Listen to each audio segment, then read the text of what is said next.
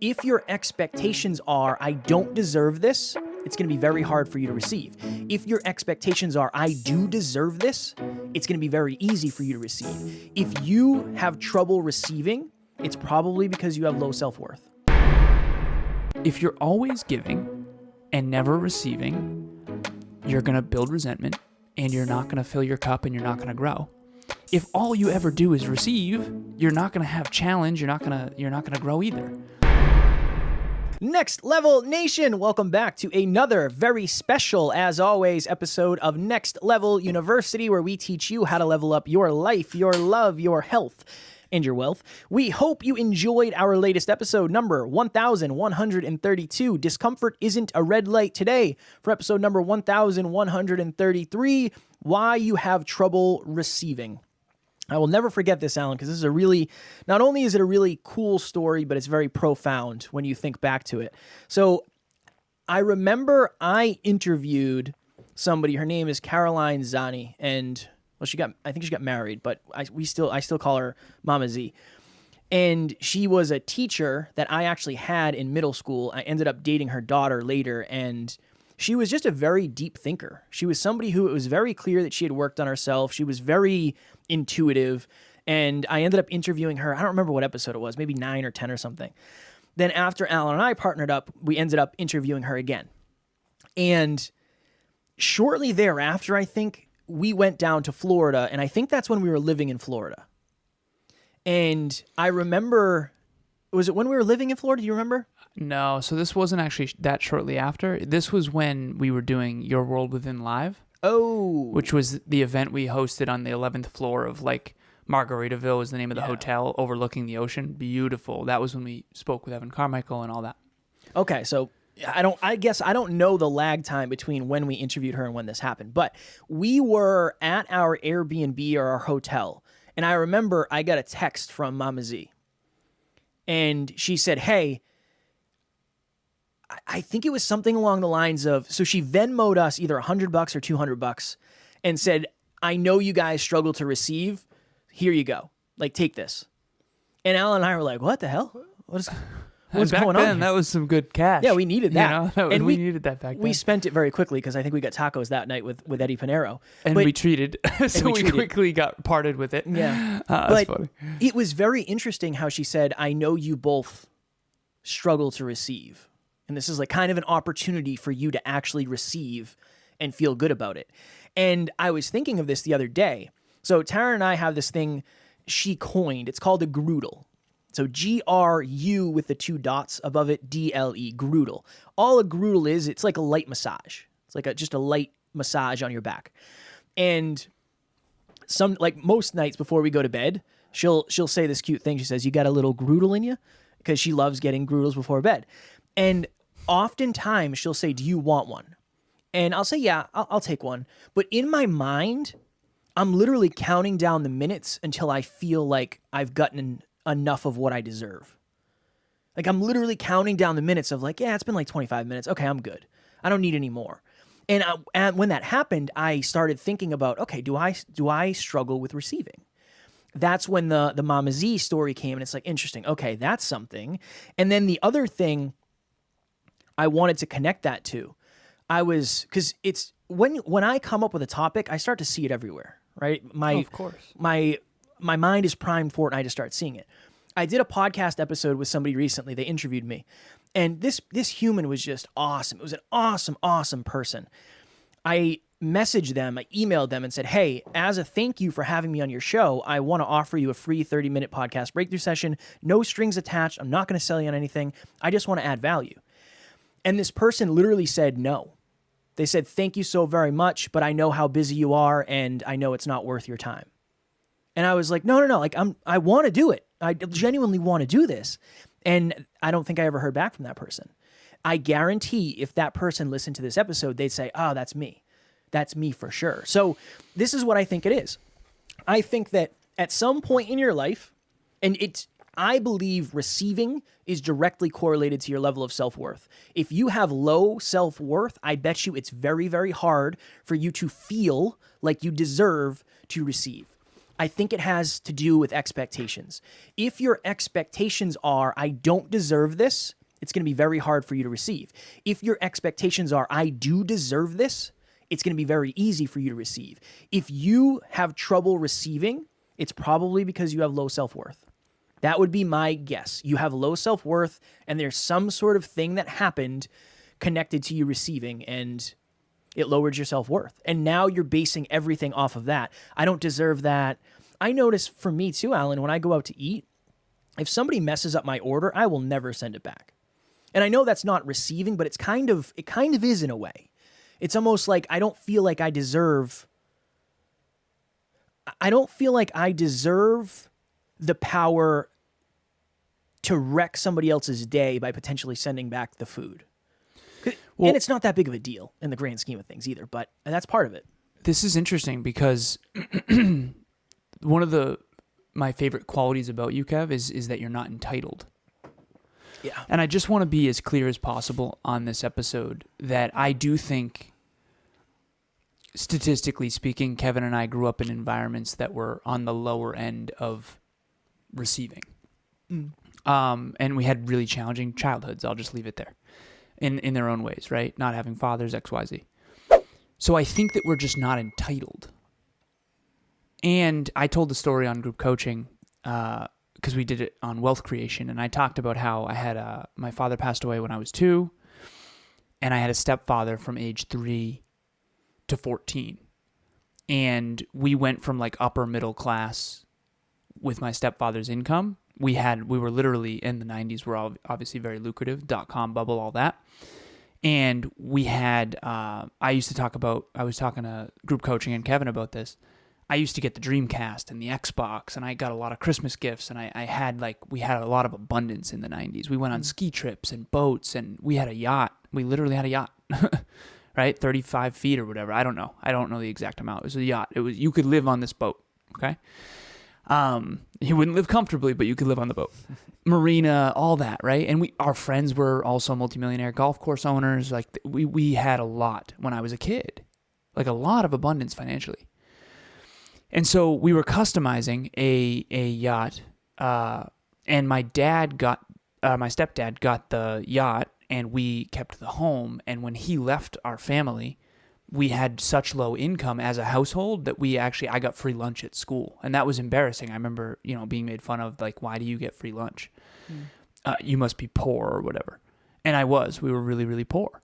And so I went from like literally yachts and apartment buildings and vacations and skiing and boats and trips and golf courses to like literally like, how am I going to go to college? And so for me, I'm grateful that happened because I'm not sure would I have ended up spoiled and entitled. I think back to when I was younger, and it's like, I'm sure that got to my head of like, remember we played Dynamite Cop? Mm-hmm, of course. With the Dreamcast, man. Dreamcast was $250 or something, man. That's like an expensive. I remember coming to your house when I was young, and I was like, wow, this is like different. Yeah. Like you thought I was log rich. Cabin on a lake? Small lake, large pond. Like small in lake the woods. Pond. It was very, it was very interesting. It was very interesting. Yeah, my home looked like a resort. Yeah. It's like, I've had a lot of people say that. And I remember my friends coming over, they'd say, dude, you're rich. And I'd be like, I'm not rich. And they're like, no, you're rich. And now I understand. I get it. I was just rich compared to them, and they didn't know any different. And honestly, I wasn't rich. That home made it seem like we were, right? And snowmobiles. My stepfather had a motorcycle. We had multiple cars. My mom drove a BMW. Like, dude, in hindsight, we were pretty well off financially, at least statistically speaking. Now I don't actually consider that very wealthy, but that's also because my mentors are all multimillionaires, my old mentors. But anyways, I digress. Why am I talking about this? I think that when you have a tough childhood, you tend to not be entitled. You tend to not be spoiled. You tend to not feel like you deserve much. And I've had a hard time, and I'm just going to be very direct on this podcast episode. I always have a hard time with people who are entitled. I really do. I always have. Like the whole spoiled brat syndrome thing, I've never gotten it. And maybe that's because my upbringing was so challenging, XYZ, whatever. But like life does not owe you anything. And so to get back to the receiving thing, I went from receiving a lot, at least financially speaking, to like receiving nothing. Like in college, broke. drove a car that was like, I think $2,500 was my car, like that kind of thing. And I think that we all need to find 5 with this. That's what Kevin and I talked about before this episode, which is like, are you entitled, meaning you have inflated self-worth and you think you deserve things by default? Because if that's the case, that's a losing game. Seriously. I can think of a couple people who, honestly, their childhood was so spoiled that they have a distorted view of reality, and they need to go to like Tijuana and like see what some of the world looks like. I'll never forget that, Kev. In the 90s, I went to Tijuana, and my mom brought us there. My mom, my stepdad, my sister. And if you don't know where Tijuana is, it's right on the border of Mexico, and it's one of the poorest per capita places on earth. And it was really important for me to see the kids there versus my life, especially in the 90s in America. I mean, you want to talk about privilege, right? And don't get me wrong, there were some other things in my childhood that were not privileged. But it's important to stay at 5 here. Stay centered. Are you on the inflated self-worth end, where you think you deserve to receive just by default with very little effort? Or are you on the low end where it's like you don't even deserve much because you're so used to so little? 3 layers here. First one, you're not used to receiving.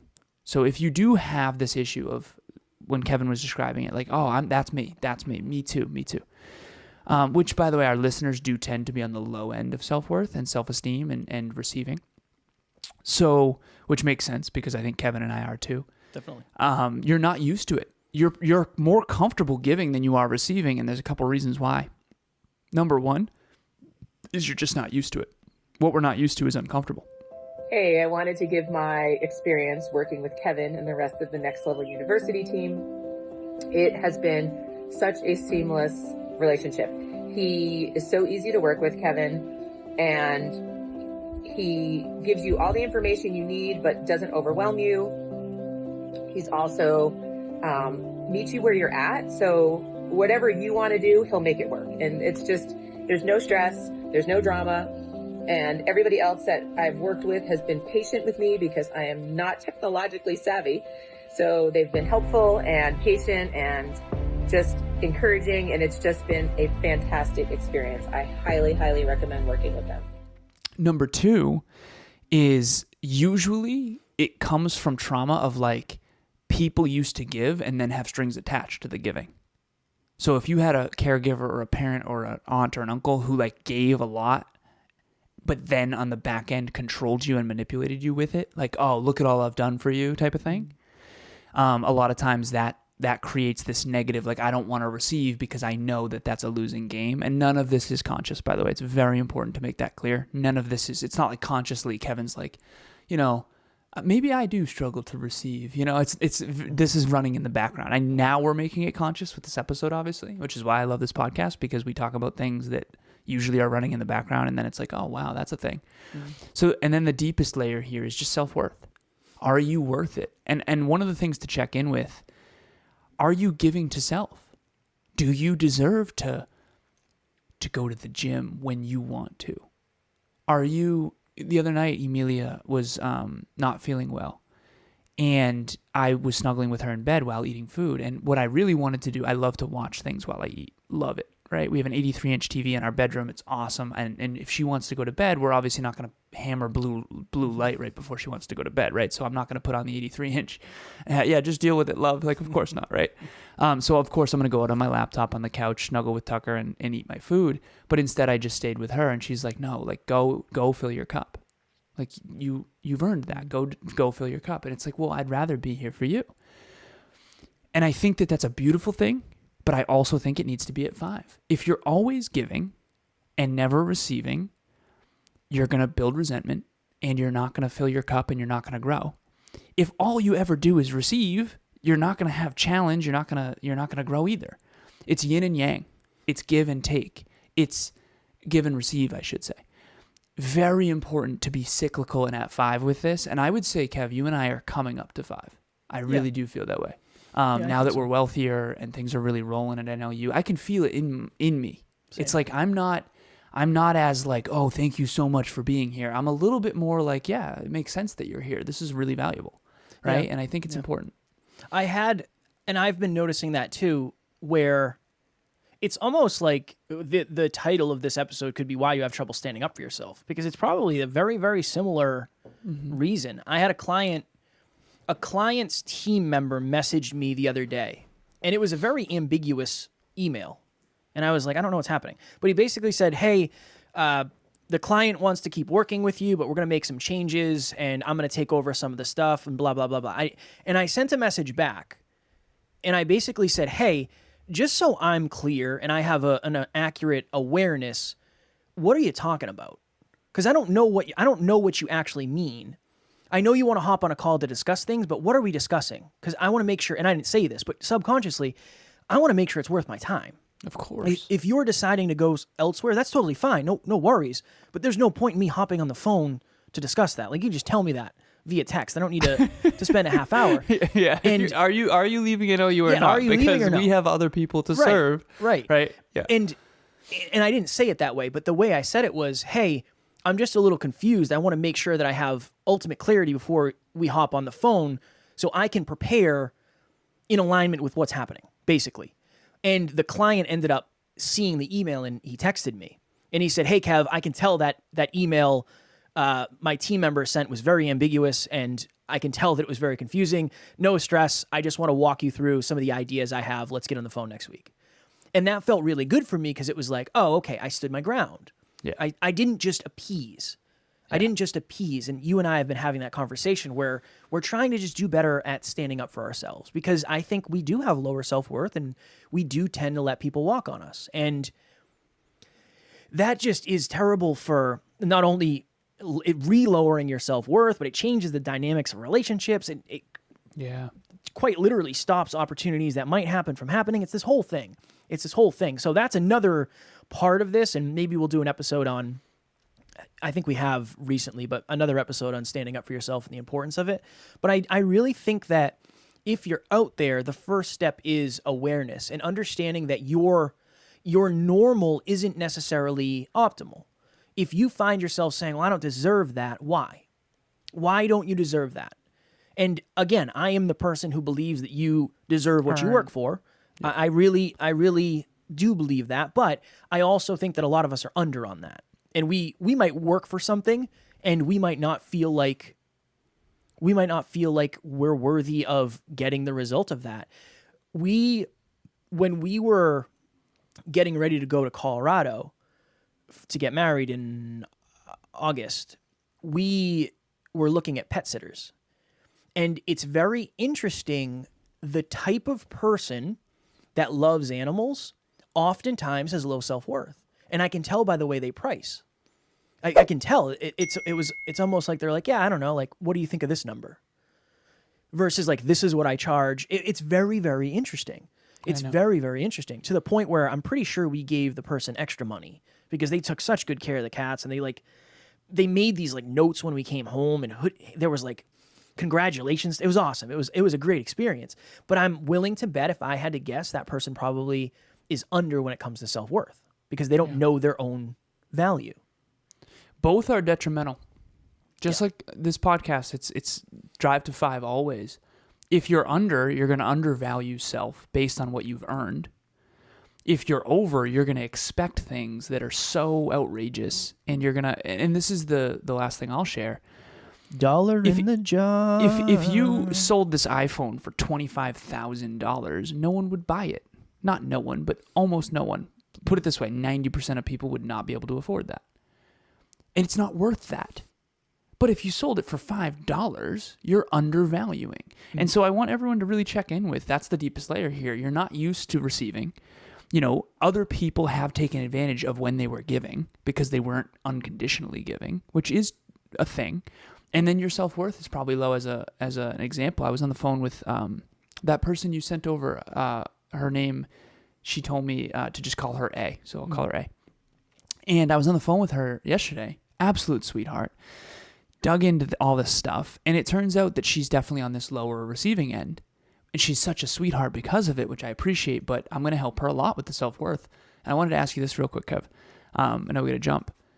Do you remember back another when $1? $2 in the jar. $2 in the jar in a 1 minute span. Get it together, or we're going to be bankrupt. You know? Well, I'm ready to receive those doll hairs or give them. I'm comfortable giving. And the children will receive them from That's Next a Level fact. Hope Foundation. I'm okay with that. So have you been keeping track of that, by the way? Because I'm pretty sure we owe like $30. Yeah, no, we're up there. I think we're probably at like 10. Okay. Because we did a couple on group coaching, but those don't count. Those don't count because it's only on the podcast. Only on the podcast. So I have a question for you. Do you remember when we didn't even know the difference between self-worth and self-belief? 100%. Oh my God. 100%. Emilia, shout out to Emilia. She's the one who brought this to our awareness. Yeah. And she said, Alan, you know that self-worth and self-belief are different, right? And I was like, Yes. I'm Ron Burgundy. It's like, no, not really. I never really thought about it. And now we're finally starting to get it. We're starting to get it. If you have high self-belief, you're most likely maximizing your potential, working hard, earning it every day, goals and dreams. But you probably are always comparing to what you're capable of and never really giving yourself the credit, receiving the credit for your hard work. If you have low self-belief, you're most likely have inflated self-worth, trying to hang on to whatever you can, like perception and all that stuff. And so the goal is to become the guide, which has high self-belief and high self-worth. Someone who knows their value, but also is working hard to improve it. And that's hopefully where we can all get to. Next Level Nation. We have a private Facebook group called Next Level Nation also. If you are somebody who is focused on growth, obviously you are if you're listening to this podcast, that's a great place to find other people like you. I know when it comes to growing, when it comes to evolving, being on your journey, oftentimes the hardest thing is to find other people doing similar things. That is a great place to find those people. Link in the show notes. Kev, full transparency, man. I forgot. I don't know what I'm plugging, man. So I want to do book club. Okay, perfect. Book club. Great. All right. So if you are out there and you're like, damn, I don't read enough books, book club is for you. No, seriously though, one of my favorite parts about book club is I always have this book on my person. Whatever book we're reading in book club, there's a poll every single book in Next Level Nation. So join Next Level Nation. The poll is coming up because this book is going to be done in a few weeks. Dan and Chip Heath, the book is called Switch, How to Change Your Behavior. And what do I want to say about book club? It's a safe place to learn and grow with other people, and it's going to keep you reading consistently. I always have the book club book on my person, and it just keeps me reading. So at very least, at minimum, I'm going to read a chapter a week because we do a chapter a week. So if you want more why power and more necessity to keep reading, book club's the way. Next Level Nation tomorrow for episode number 1134. Sometimes progress doesn't seem like progress. Very excited to talk about that. As always, we love you, appreciate you, grateful for each and every one of you. And at NLU, we do not have fans, we have family. We will talk to you all tomorrow. Please reach out.